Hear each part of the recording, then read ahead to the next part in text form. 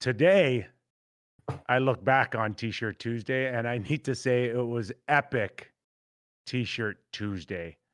What did we just witness yesterday on a fifth overtime, Tampa Bay and Columbus? What a show. And I start thinking about when we first started thinking about a concept of playing hockey again in a bubble.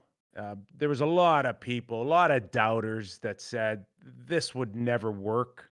And, if you doubted it for no other reason than the worry about spreading a virus and not thinking what's best in a pandemic, then you had a legit concern. No question about that. But there was also a large portion of people that doubted it because they just didn't think that the players or the league could put together something that would warrant presenting one of the most memorable trophies in history in team sport, and that's a Stanley Cup. That there would be an asterisk, that it's not real. It's not a real Stanley Cup. How can it be? There'll be no fans in the building. Will the players really care? And do I want to see our Stanley Cup presented in this fashion? And then they said no. And then you watch yesterday, Tampa and Columbus, and how many of you sat there at any time during the game and said, this just doesn't feel right. No, I'm not buying it. Nobody. So the thought now that a Stanley Cup could be presented in early October has to be nothing but legit from here on in. The boys proved that yesterday, that there is no asterisk. There is no feeling like you got ripped off, that this isn't any more of a Stanley Cup than what we've seen in the past. In fact, you could argue that it'll be even more under the circumstances that these guys are in, trapped. Many of them still saying, I'm in jail. Did anybody out of Tampa Bay and Columbus look like they didn't care, or that they were affected by an empty building, or the fact that they haven't seen their family in days? And I'm not saying that some of them aren't showing the effects of it, because there's a lot of teams here, but Tampa and Columbus didn't do that. There is no asterisk. I'm going to look back, and I've broadcasted for Sportsnet. I've done Stanley Cup finals. There are some times when I got to think, okay, who won the Stanley Cup in 2007, 2000? You got to think about it. Anaheim. Oh, Anaheim. Yeah. I remember Anaheim. Okay. Yeah. All right. Maybe I needed to jog my memory, and maybe I needed to be reminded that in 2000, New Jersey won it. Now, there's also some memorable ones that you just know, because 94 New York Rangers, 54-year drought. Not hard to remember 94. Even 2010, not hard. Chicago Blackhawks. What was that? 51-year drought? I remember 2010 with the Chicago Blackhawks. But we are all going to look, whether it's 10, 20, 30 years from now, and we won't hesitate for 1 second when we think about who won the Stanley Cup in 2020. It'll come to us like that. And for that, we drop the asterisk from here on in. I don't want to hear it ever again, that this one is less memorable or less meaningful than any of the other ones. Not the way Tampa played, not the way Columbus played. And now we're going to start seeing as much emotion out of these guys. And I've been in scenarios, and we're going to bring in Doug Maclean here, who's, by the way, got a very tough act to follow. Darren Pang was awesome yesterday. So I hope Mac is ready for the challenge here. But, just to close this off, last night was pretty amazing. And Doug, the only question I ask is, did you stay up? Thank God this puck drop was 3:08 Eastern and wrapped up at 9:23 Eastern. I can't believe you stayed up the whole time for that. You didn't nod off. You didn't have a nap. Well, you heard me sending. You saw the messages I was sending. Like, please, somebody, for God's sake, score a goal. This is getting sickening to watch. Listen, first off, though, I have to say something. I've listened to you talk in the media for 20 years. I've never seen you kiss the NHL's ass like I just listened to you kiss it right now. I'm not. Are you working for the league or what? I just listened to this dribble about how great this is. Are you serious? What you know? You're on the payroll. What you know for 21 years is I'm a players guy, buddy. But But I just listened to you say, "Oh wow, the NHL." Like, I'm sorry. I'm sorry. So okay, great. The NHLPA. What a job the NHLPA has done. Okay, that's more like you.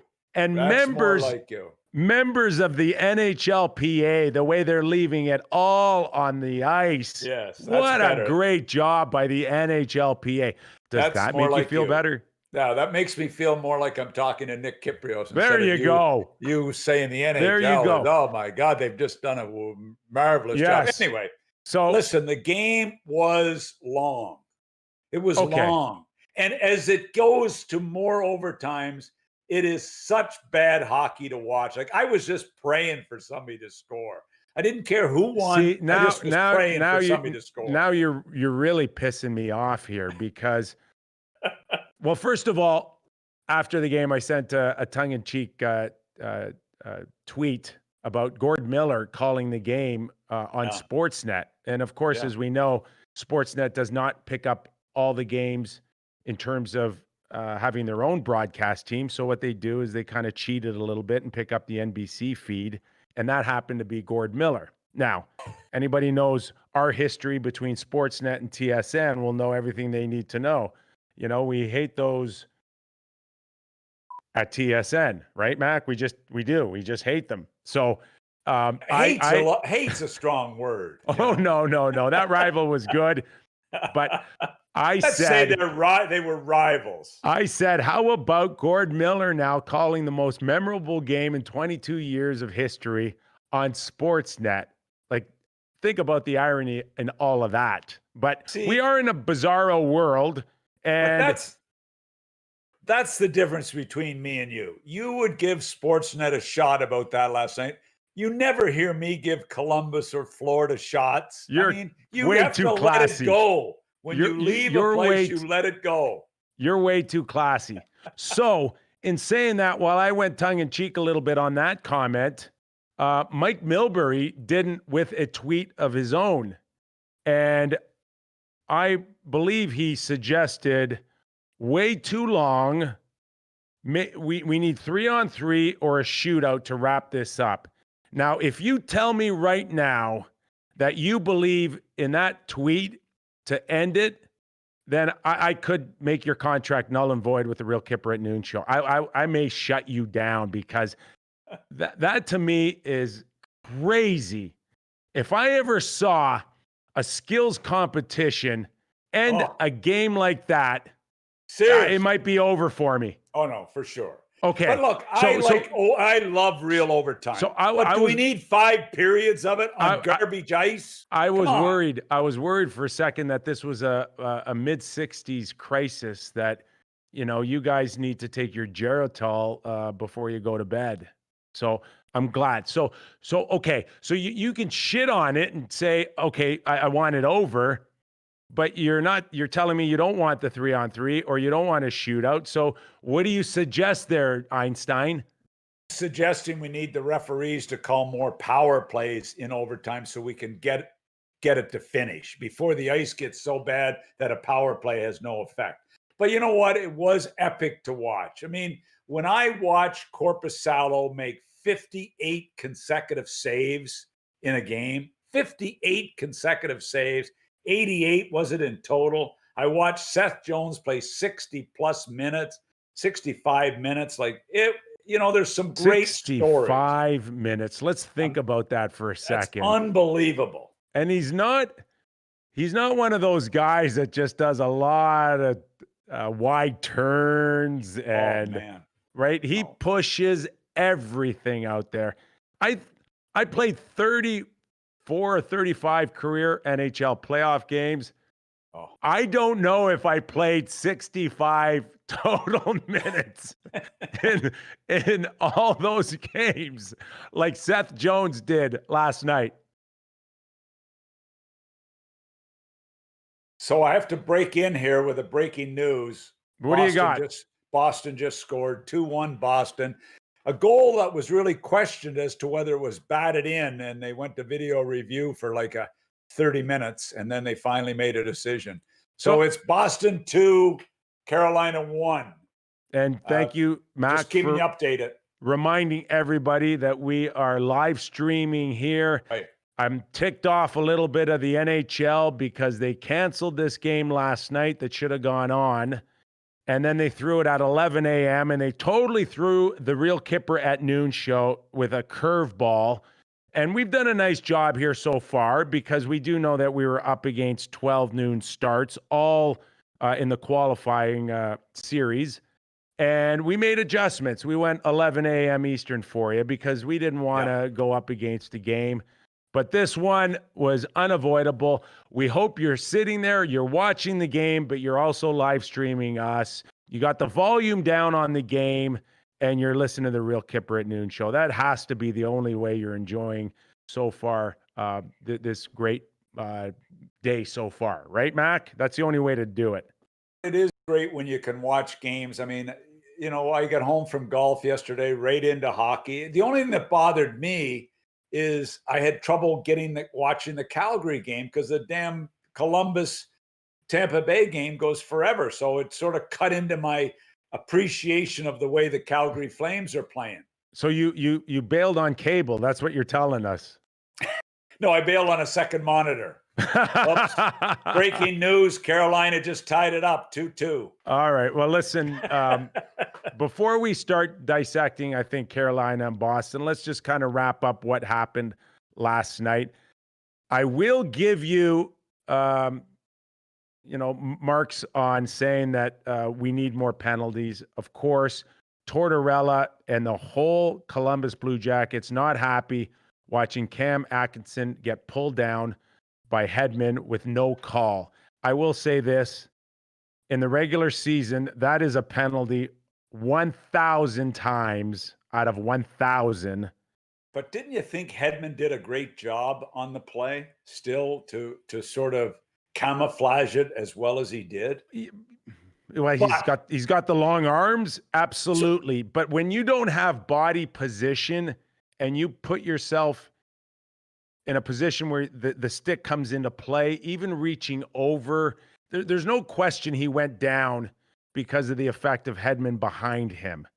Exactly. And then you see the shot over the glass is an automatic call. I'm okay with no penalty shot on the call, but I think Columbus had a legitimate beef on at least a penalty that we would have seen in the regular season all day long. So Tortorella in his post game said right off the hop, a guy, one of the writers from Columbus, I won't say his name because I don't like him, but anyway, he was gonna ask a question, and Tortorella barks at him, "Do not ask about the call, the non-call. Don't ask about it." And I'm thinking, why would Torts say that? Why wouldn't he try to generate some conversation? Well, Torts was fined $25,000 last year when he went after the referees this past season. You recall that. And it's also still sitting there, I believe, that if he gets caught again, it's another $25,000. Or there's something to do with that. So that's why Torts just said, I don't want to talk about the non-call. So he could have, but it was going to be some expensive dollars. So isn't it kind of getting old though? When they win, he's great, and he'll defend Sheldon Keefe. He'll talk all day long, and then when he loses, he takes his net and he goes home. Oh no! I liked Mark Spector's quote was, he asks his players to play this tough, hard-nosed game, and when he loses, he turtles. Spec doesn't. Mark Spector, who writes for the Oilers, Mark Spector, who cheers and writes for the Oilers, had those comments.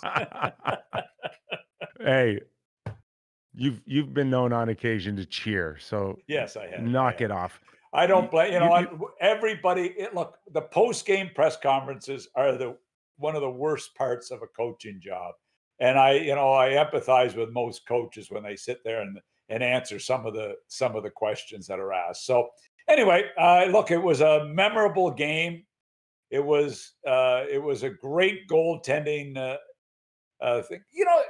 Some funny things jump out at you. The Yanni Gord line I thought was spectacular with Coleman. I mean, and Goudreau. That was a line that came together by Julian Brisbois late in the season. Picking up Goudreau and also picking up Coleman for a pretty good price. But that line last night had jumped right till the end of the game. Gord, of course, scores a big goal. But I really like that line. The big line of Kucherov and Point, though they did get 2 goals, I thought the Jenner line with Foligno and Nyquist were really good, plus the Jones and Werenski pair. I thought it was really spectacular. Foligno played 50 minutes last night, Nick. 50 minutes for Nick Foligno, and I believe 45 or 48 for Jenner. I mean, that's a ton of hockey. The one thing that's pretty clear here, and this is where the Toronto Maple Leafs couldn't go, is that Tampa can hold their own defensively and play a similar style as Columbus. That's what I got out of game 1. And when I look at so much talk about Seth Jones setting a record for minutes played and kudos, but Hedman came in with a bum ankle, and we saw it at times. He was affected, but what an effort out of Hedman, Ryan McDonough. They can play that way if they have to. With the one exception is Tampa Bay's got finishers, and I said this it was frustrating, I'm sure, for a lot of Columbus Blue Jacket fans to watch the amount of chances that they get Columbus, but they cannot finish, Mac. They got no touch. Cam Atkinson might be their best, and I think there's a little frustration watching him too on occasion now, I think, out of Columbus. Cam Atkinson and I had the same number of shots on goal in that game last night. I had 0 and Cam had 0. Imagine 160 plus shots. Cam Atkinson, a 30-goal scorer with the Blue Jackets in the past, doesn't get a shot on goal. So there is some frustration. Look, if John Cooper did one thing this season after the debacle that happened last year, going out 4 straight to the Blue Jackets in a one-sided series, is to drill it into his team's head what you just talked about.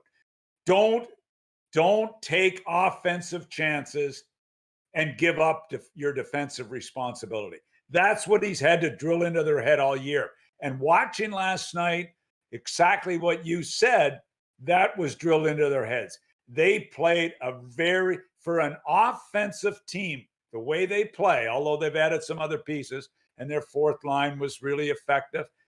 They played very sound defensively, full marks to them. And the focus of Vasilevsky was over the Korpisalo was unbelievable, but Vasilevsky was right there with focus. No. Like, and that's the key in all of this, that Korpisalo could have an historic game like that, and yet Vasilevsky doesn't lose it. And that's what Frederik Andersen couldn't do. Right? You cannot be the second best goalie. And aside of the shots, Vasilevsky didn't let Korpisalo outplay him. It's amazing. That's what goalies have to do. And when you saw them zero in on Vasilevsky, the eyes, the stare that this guy has got going, the focus that this guy maintains throughout 8 periods of hockey, to me, it was over the top. And was he tested? Yeah, Columbus had some good quality chances. His positioning was over the top. You didn't think they were going to score on him. Korpisalo was magnificent, deserves a ton of credit. It was a tremendous goalie battle last night. Do you think tremendous? Do you think Columbus sits there and says, "Oh my God, what happened? What would have happened if Bobrovsky took our offer?" Yeah, it's like at a fraction of the cost. Korpisalo is now looking like a $10 million goalie. Can he keep it up? But regardless, that's the question. Regardless, if he doesn't, it's still better value than you would have ever gotten with goalie Bob. Yeah, I mean, look, it was the biggest break, and the biggest break that Kekalainen could have had. They tried to get Bobrovsky to stay. They tried to talk him into staying. Nobody can blame them for that. But Korpisalo, obviously, for a late round pick, is a guy that is, and Elvis, let's not forget about Elvis. I mean, he contributed to the Leafs' victory as well. Merzlikins, their goaltending has been nothing short. And look, Tortorella said it going into this series and post-Toronto series. Without Korpisalo and Elvis, we wouldn't even be in the playoffs. And he was very upfront about that. So their goaltending has been spectacular. Now, Jones and Werenski help goaltenders. If Freddie Anderson had Jones and Werenski, we may see Freddie win a few more series. How come you can throw out Merzlikins really easy and Shesterkin, you just tie your tongue in a knot? What do you mean Shesterkin? What do you mean? What's wrong with my pronunciation of Shesterkin or Magnapani? All right. Well, we could sit and talk about that game for hours, but we know there's busy hockey day. Any updates on the Boston Carolina? You got anything out of the corner of your eye here? Carolina score a shorthanded goal after the Bruins went ahead 2-1. They got a power play because of a request for review, and then they give up a shorthanded goal. Boston give up a shorthanded goal. 2-2 right now. 2-2 with 8 minutes left. Calgary and Dallas. We saw game 1 go to Calgary. We're not seeing the Stars carrying the Calgary Flames, Mac. We're seeing foot soldiers carry the Calgary Flames. Pick Calgary as one of my upsets. I've got 2 upsets in this round. I've got an upset win, in my opinion, lower seed, and Calgary winning, and I've got the Islanders winning against Washington. So we'll see how that works out. But look, I really like I've never seen Calgary play this well as they're playing right now. They came out hard with the Sam Bennett, Lucic, Devin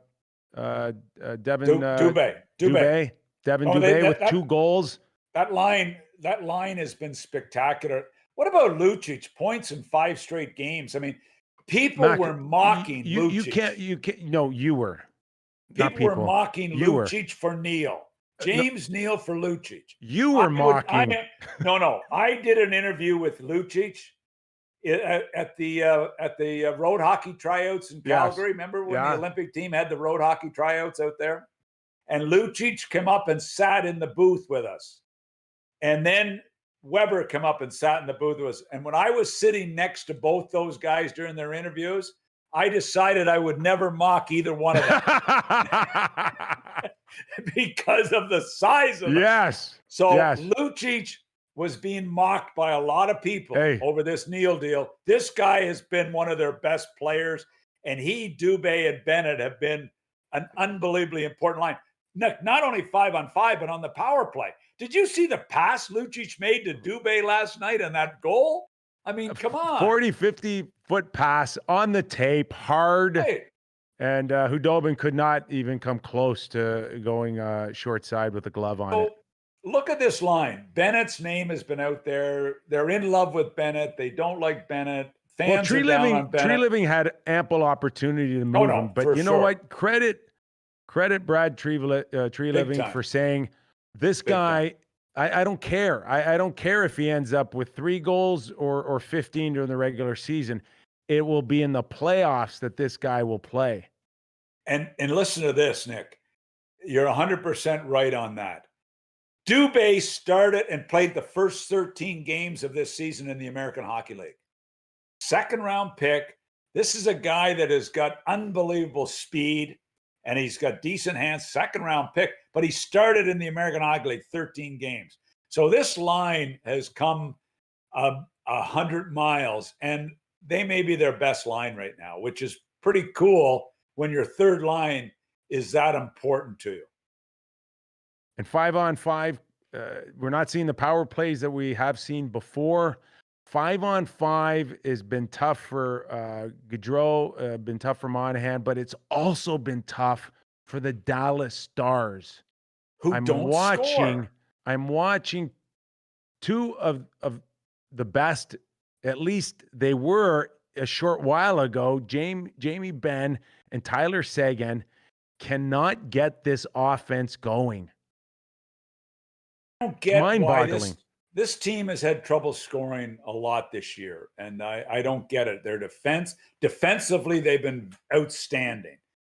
In fairness, if Bishop plays last night, is that a different game? I thought there was 2 bad goals in Hudobin. I didn't like at least 2 of them. So Bishop's close. We assume whatever's bothering him, they decided to give him an extra couple of days. Well, they better get him in there quick. He has to go in.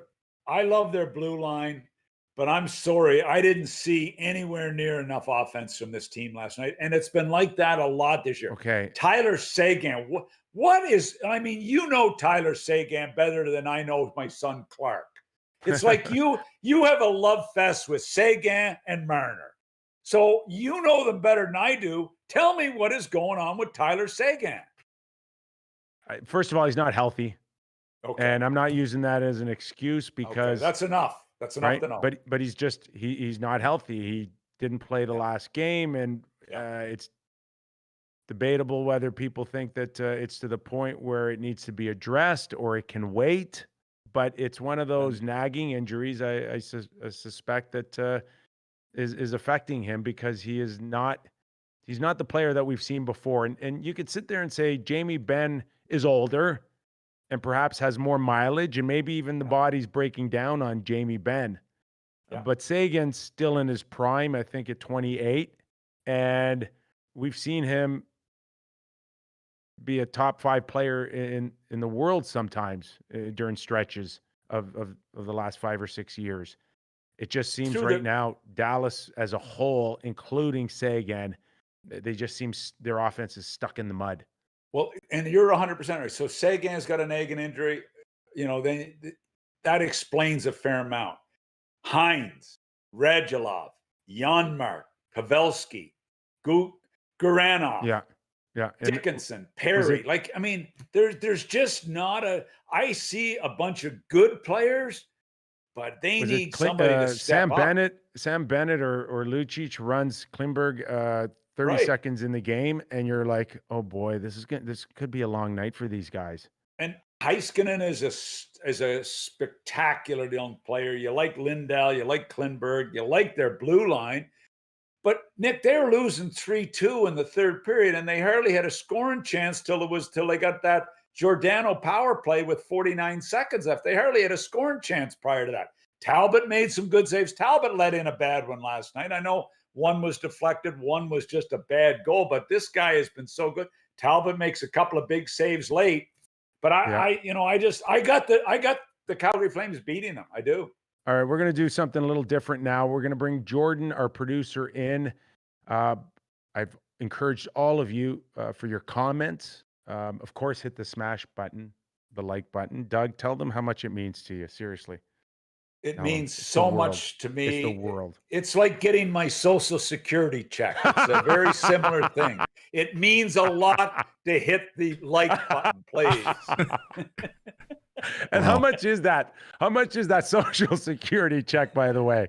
Give it to us. Are we talking like $100? Is it enough for you and Jill to have a lunch in the park with your big brother? No, it isn't. And you know what? I don't want to get into money because then I got people slamming me. But we love your comments. Jordan, you want to do this now? Absolutely. Let's do it. All right, this is a great comment from our friend Rick Shanley. Basically, just the essence of the questions is what's going on with the bubble? Are certain teams flat because of it? Fellas, any thoughts on a team in these playoffs just going flat because of the bubble environment? Okay. The Rangers look completely dead. Toronto as well. Is this a situation with the Stars or is this something different? Hold on for a second. Gary Shanley? Is that Gary Shanley or Rick Shanley? Be a relative. His name is Rick. Isn't Gary the famous comedian? Gary Shanley? I thought it was the same guy. I also think he passed away, Mac, a while ago. Oh, shoot. Sorry. I apologize for that. I didn't know he died. Shanley family, our condolences. Yes, sorry. I apologize for that. we'll work on Doug on keeping him up to date on. And usually on I'm up on obituaries. As you get older, you really you check them every morning to make sure your name's not in there. Exactly. Okay, just one note on the bubble. I mentioned Gord Miller earlier in the program because, of course, he called the game, the historic game last night in Toronto, Tampa, and Columbus. But he also put out a tweet, Mac, and I don't know if you saw this, but he took a picture, and Gord's in the bubble, okay? As a broadcaster, all the guys calling, whether it's Jim Houston, Craig Simpson, Gord Miller for NBC, John Forsland, they're in Toronto, they're in the bubble. So Gord Miller tweets a picture of a condom, a wrapper or a box of a single condom. And he quotes saying, day 13 in the bubble, someone is having a very different experience than the rest of us. Now, hold on. That's so, I mentioned my tweet tongue in cheek, and I'm sure Gord Miller's tweet is tongue in cheek. But if I'm the NHL or the NHLPA, do I need to investigate the bubble here? You know what? Just quickly on that, you mentioned all those guys that are in there. Is Pierre Maguire in the bubble? Pierre's in the bubble, but Pierre's out west, right? He's in Edmonton. Oh, he's in the bubble out west. Okay. Yes. Well, that's Are you good. concerned about Pierre Maguire? No, that's good for the guys in Toronto.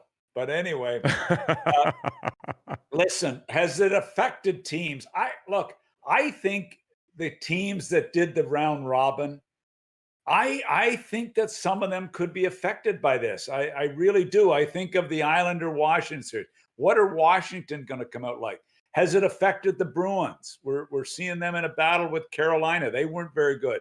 What about St. Louis, Vancouver? I think the bubble will affect the round robin teams more than it should the play-in teams. Well, we're watching now we're watching Boston and Carolina. They're in the second period, and Boston has yet to score the first goal in any game since they started this thing in Toronto. And they got off to a 1-0 deficit again. And thank goodness Pasternak scored a goal. It was so important that not only did Boston tie this game up 1-0, but for me, the optics of seeing a Marchand pass, which was a great pass right along the top of the crease to Pasternak for that first goal, I think was a settler for the Boston Bruins here to say, okay, that's what we're used to here. So we know they're in a game right now against a very good Carolina team, but holy smokes, what is with Boston and poor starts? Well, yeah, it is. It's a fact. The Bruins have not picked up from where they left off, where they had a President's Trophy type season. And can they shake it off here? This is a dynamic team, Carolina, so it won't be an easy series. But I'm anxious to watch St. Louis with Vancouver, and I think I'm really anxious at the end of this to answer Rick's question here. That I don't think we're going to know if it affected teams till we get through seeing how these round robin teams are going to play. In other words, the top teams, are they good? We have a lot of upsets in the first round, typically in the NHL, but it'll be interesting this year. We do know the players voted for the bubble, and we know that it wasn't unanimous. Some players did not want to play. I know that St. Louis had a few, and you just wonder now. And I had this discussion with Darren Pang the other day, who covers the St. Louis Blues, that he's not sure. He's not sure where their head's at. Doug Armstrong, their general manager, isn't convinced right now that he's seeing that same type of commitment that we obviously saw last year on their way to the Stanley Cup. So everybody, including people in the organization, are waiting for the real St. Louis Blues team to stand up here.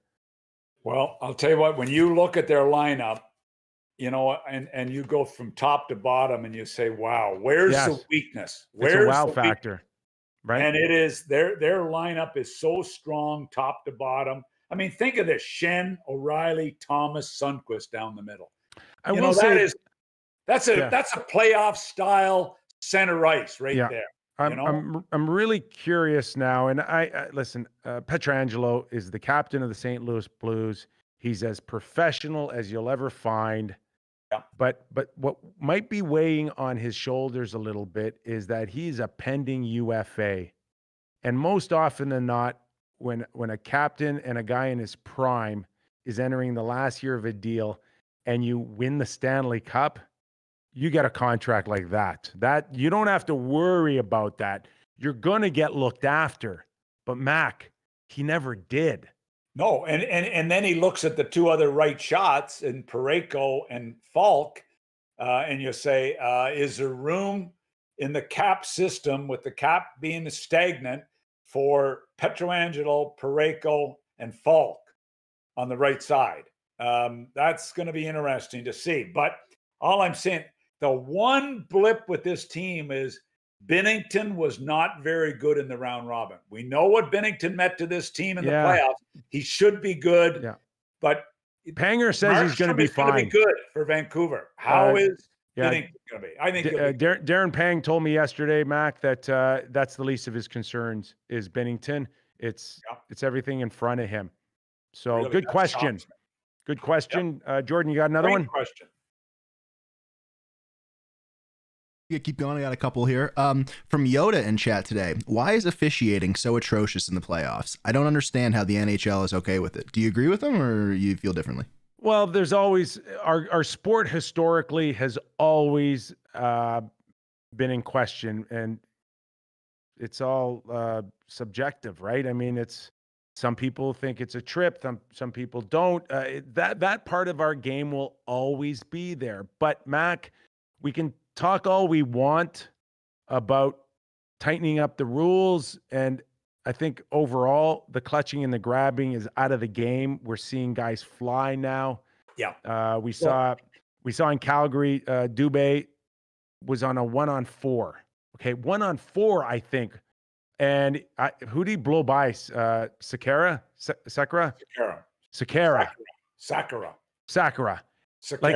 Like he made Sakara. I don't know what pronunciation he made him look like he was when he was in Edmonton. No, like he was a bus driver and he was just flipping him a token and walking right by him. That never happened, for a lot of guys. Maybe a few superstars, but it never could happen for a third line player. And I know he's got talent and he could be a frontline player one day. But those type of goals were really hard to come by. We got rid of the clutching and the grabbing, and that has been great for the opening up the game. It's never been faster. So that part's good. But what will never leave our game is questionable calls. And still, Mac, in 2020, there is a tendency, and we saw it last night in Tampa, Columbus, where the officials say to themselves, I don't want to play a part in deciding this. But here's my analysis of refereeing. When I was a general manager and a coach, I was the worst. I was always mad at them. You threw gum at them. I mean, it was so bad. So and I remember Gary Bettman making a great point to me. He said, Doug, you're talking about the referees, but if you're not emotionally involved. So here was what I'm saying. I watch 150 games a year, maybe. I don't notice the referees. I really don't, because I don't have a team I cheer for.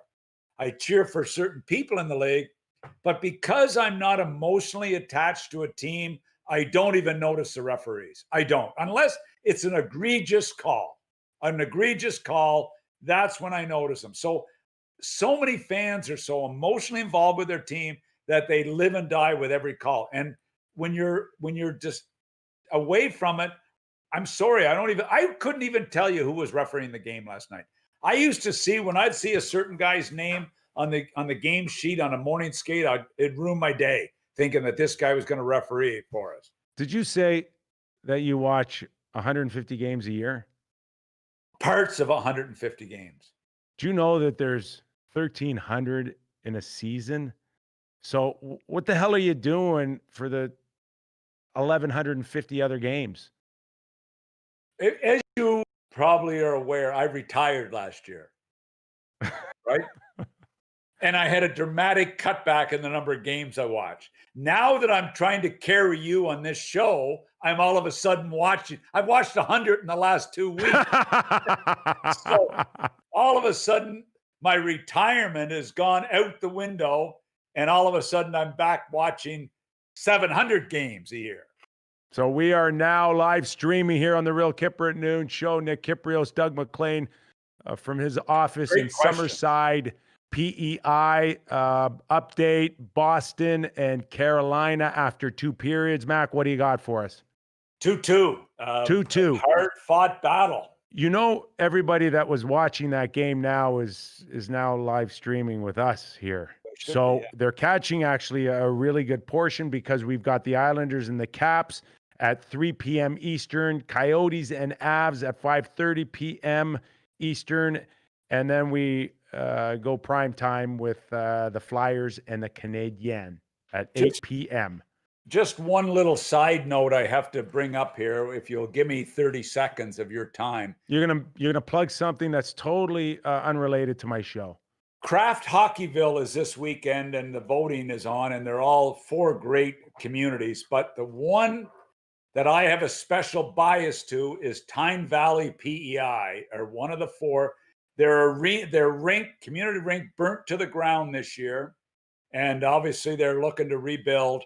My grandfather, at 80 years of age, was the original ice maker in this rink. Really? My mom's hometown, but O.B. McKay, Oliver Bernard McKay, was the original ice maker, and he got the job at 80 years of age. Isn't that amazing? And I skated on that rink when I was a kid, and my mom obviously was from Tyne Valley, so hit the button for Tyne Valley PEI. Is there any chance that ice was better than what we saw at Scotiabank Arena last night? And it was natural ice. Natural ice. And it was better. That's Craftville, Hockeyville. Don't you find that contest a little cheesy? No, I love it. Get it? I love it. Yeah, okay. Yes, I do. Oh my God. Do I have to explain my jokes to you? That's pretty good, I know. Okay. Jack, our friend Jack is a key guy there with Kraft, and we really respect him. As a matter of fact, a few years ago when I was working at Sportsnet, I was pushing Bedeck PEI at the time quite often. Did they win? Did they win? Got a call saying, can you back off a little on the Bedeck? People are going to think it's fixed. So anyway. Oh my gosh. Hey, speaking of fixed, what did you think of the New York Rangers winning the first pick overall? Well, Just kidding. Oh, no, I went through this. Not fixed. It wasn't fixed. No, the Rangers. I mean, look, we knew it was going to be the Rangers or Toronto or Edmonton. We knew it was going to be one of those 3 winning it. I'm shocked Pittsburgh. By the way, the Pittsburgh Penguins announced today all 3 assistant coaches, Jacques Martin, Gonchar, and Mark Recchi, will not have their contracts renewed. Big news coming out of Pittsburgh. I didn't see that. Well, I'm a newsbreaker on this show too. We do know that Jimmy Rutherford had his kind of post-series comments. No question, Sidney Crosby's safe. We believe that he insinuated that Malkin's safe and Letang is safe. Yeah. But Mac, they can't win with that group. So then who's leaving then besides the assistant coaches? Well, that's what I mean. I mean, this has become a trend now. When you're mad at the coach and you can't fire him because he's either making too much money or there'll be a backflip, you fire the assistant coaches. That's the way it is. Would you call in Malkin and say maybe it's time to move on, or do you think it's his call? Basically, he's there long enough where he can, if he doesn't want to go, he doesn't have to go, right? And Jimmy is saying Jimmy is saying he's not going to move him, but Jimmy has got to make some changes. I'm asking you, what would you do? Would you throw him out there to get a different look? I think that they're like a lot of teams in the league that I don't think they have a Stanley Cup back end. And if you're going to find a defenseman that can help you, and we've witnessed a few of them, Malkin maybe the guy you can put out there that's going to bring the best return for a top defenseman. All right, Doug Maclean. Think about the Dallas Stars. The Dallas Stars desperately need a front line player that down the middle. A lot of teams need down the middle. And they have some defensemen there that they can move and put in a package to Pittsburgh to maybe make that work. Okay, we're going to try to take you to the top of the hour. We know that Carolina and Boston are going to come up for the third period. We're going to squeeze in a little bit more before we'll let you go here. Speaking of the Montreal Canadiens needing a number one centerman, have they gotten enough in the lineup here to make things interesting against the Philadelphia Flyers? I assume if everything's perfect, Mac, that they could keep this close with Carey Price, but are we going to see the Flyers, who are the better team and the deeper team, do what Vegas did last night and say, no ifs, ands, or buts about it? We're the best team on the ice here last night against Chicago, and we're going to have a convincing win. I see Philly winning this one. Look, it's going to be interesting. There's some Suzuki has been terrific. Tatar and Gallagher. Suzuki may play with them. Danault goes with Lettinen and Byron. They're trying to mix up. Kotkaniemi's been really good. I just think that the Flyers, a little bit like the Blues, are really deep up front. And all of a sudden, with the way Sanheim and Philip Myers have taken a big step they've gone from their third pair, Sanheim and Myers, to their second pair. They've now dropped Gostisbehere and Braun to their third pair. That's a pretty good blue line. And Carter Hart has really taken a step. So he's been a great young goalie. I said he was a first-round pick. He was a second-round pick. Somebody corrected me on that. I just think they're too good for the Habs to play with them. So it'll be interesting. I'd love to see the Habs make this a great series, though. I really would. You know, when you get corrected, by the way, those are from comments of people watching the show. I think I saw that comment that said, I don't mind. Mac's going loopy here. I'm a big enough guy that I can accept it and correct it. You know, and give somebody. I don't know who the hell it was that corrected. I got a list here of all your mistakes that we'll bring out at the end of the month. One note here. Speaking of Vegas and Chicago. Is your name Ed? What was the guy that used to boss me around all the time? Ed Hall. Ed Hall. Are you the Ed Hall of this show? No, you're the Corte of this show. Maybe Monty Hall. I'd like to make a deal right now and maybe trade you for Panger. What do you think? Hey, Vegas not starting Marc-Andre Fleury. Now, when you look at what this guy has been able to do right from the get-go, the face of your franchise, to start when no one knows whether or not you're going to be any good, and what he was able to do from the very beginning up until now. I'm not saying that Robert Lehner has not been the better goalie or even the most deserving goalie, Mac. I'm not saying that. But holy moly, not starting Marc-Andre Fleury. I was floored by that. I was floored by it. What has Marc-Andre Fleury done for this franchise in the 3 years they've been playing? And Leonard's had a good couple of years. Leonard's a good goaltender. Leonard's a great story. I was floored that they started Leonard ahead of Marc-Andre Fleury. So I phoned around this morning to find out, was there something? Is he sick? Is he injured? No. They have decided this, I was told today, for over a month that Leonard was going to start. Wow. And that just catches me totally off guard. I totally buy into the fact that we hope we get there and Leonard can be our guy. But I mean, you can't write that in stone a month ago. I was floored by that. But anyway, and that as I said, I'm not telling you it's the truth. I'm just telling you what I heard. I love that saying from you. That's love what they say in PEI. That's a favorite PEI line. I'm not telling you it's the truth. I'm just telling you what I heard. Leonard or Fleury, that's a pretty deep team. And, you know, the one thing that I can tell you after watching Vegas right from the get-go is that you can sign Pacioretty to 7. Carlson got a new contract.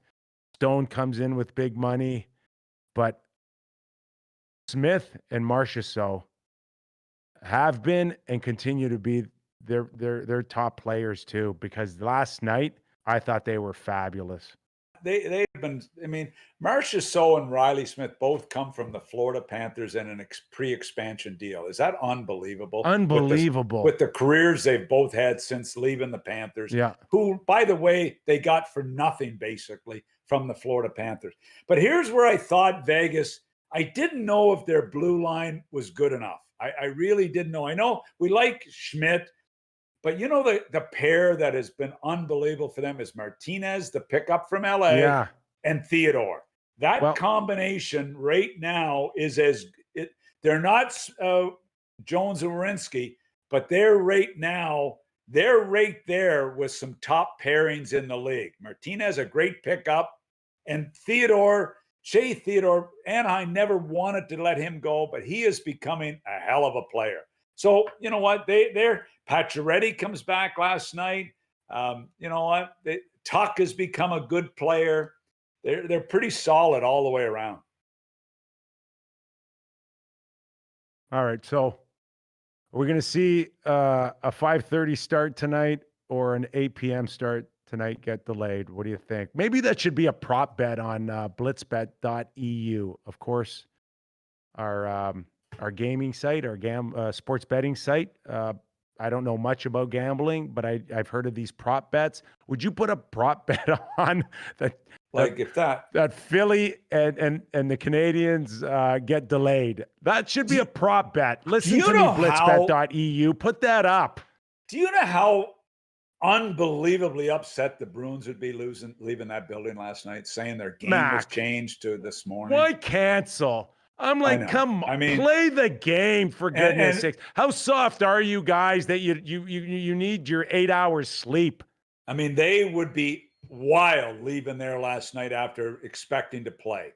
And you know what? Look, the NHL obviously would have planned for this.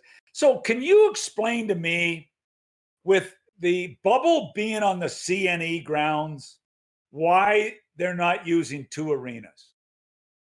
Can you explain that to me? Why would Edmonton not have 2 arenas and Toronto not have 2 arenas to play games? The Ricoh Center where the Marlies play, the Toronto Marlies?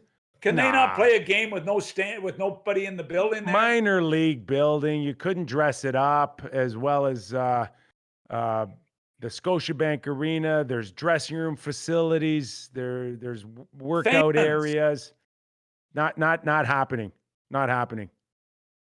You'd rather have a game canceled and send the guys home like a peewee tournament. Hey, I sent out a tweet last night saying they can go to Chesswood Arena. They can go somewhere just to play this game.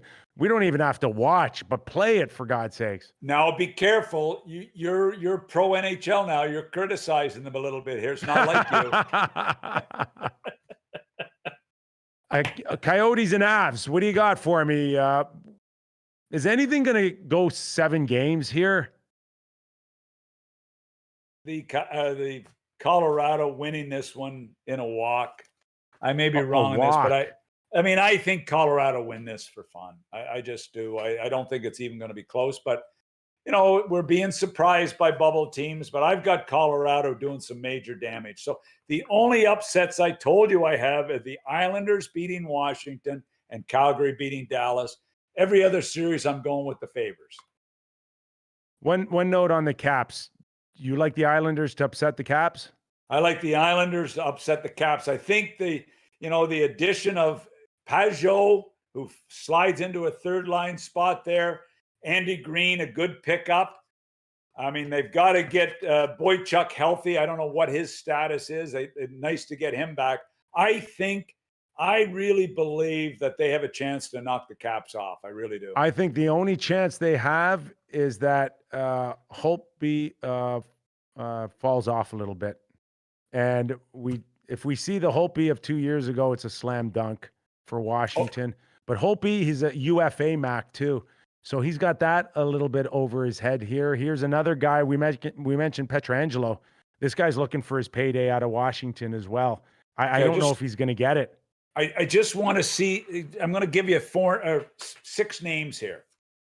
This is the defense for this Washington Capitals: Brendan Dillon, Orlov, Kempley, Federveri, Single Handler, and Jensen. Like, who the hell is this guy's on defense for Washington? I can't even pronounce their name. Just make sure John Carlson's healthy. That's all you need. Where's John Carlson?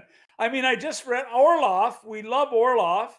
And Jensen is your number 6 guy. And then there's 4 guys there. I'm thinking, that doesn't look like a Stanley Cup blue line to me. So maybe they're stars. And as I said, I took a lot of games off last year. Maybe they really developed. I don't know. If Ovechkin and Wilson go after the Islanders and a few of their water bugs, it's going to be tough. Don't. Hey, if Wilson gets carried away, Ross the Boss Johnson will be coming out of the stands to challenge Wilson like he's done about 5 times already in the last year. So Ross the Boss may come out of the stands to deal with Wilson. We'll see. Okay. That all gets started. By the way, Ross Johnson is from PEI. I just want to get that in. Thanks, Tips. We know. We've known that every time you come on the air. Okay. And that game starts at 3 p.m. Eastern. Mac, any parting words here? Things our viewers can look for before you depart into red wine? 2 things. Pay attention to my picks in this round. I went 3-5 in the first round. I'm prepared for a big second round, so pay attention to them. And also, Tyne Valley, Craft Hockeyville. Hit the button.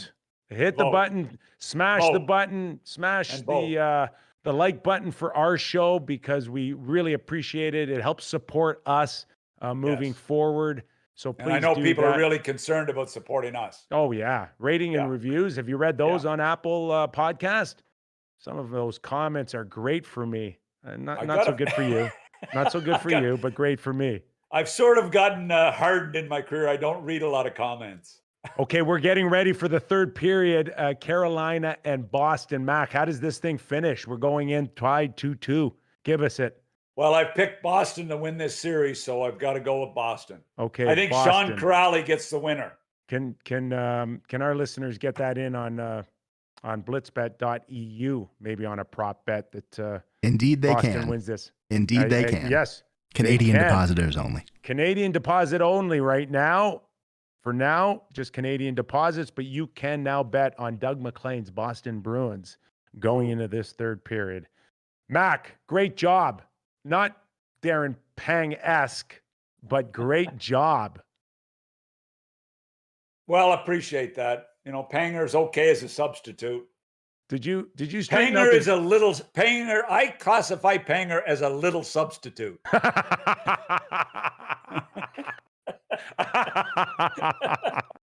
You're so mean. You're so mean. Did you straighten out your Gretzky jersey, by the way? It looks way better. Yes. Joe Lama. Yeah. Be happy with the Gretz jersey. By the way, I'm going to bring in some Florida Panther stuff next week. I'm going to start decorating up things a little bit here in the studio. I got to work on mine. I got to work on mine. Yours looks bad. Doug Maclean, everybody, from Summerside, PEI. Thanks for joining us, Doug. Thanks. James Douglas Maclean. And we have started the third period. I want to thank all of you for joining us today. On difficult circumstances going up against the game, but we did it. I hope we did it together. Out of the corner of your eye, you can go now catch the third period. I think we've got you all teed up. Once again, thank you for joining us. YouTube, or if you haven't subscribed, please do that. and also rating and reviews, as I just mentioned on the Apple podcast. For Nick Kypreos, Doug Maclean, and the crew here, thanks for watching and listening to the Real Kyper at Noon show, and we will see you all tomorrow.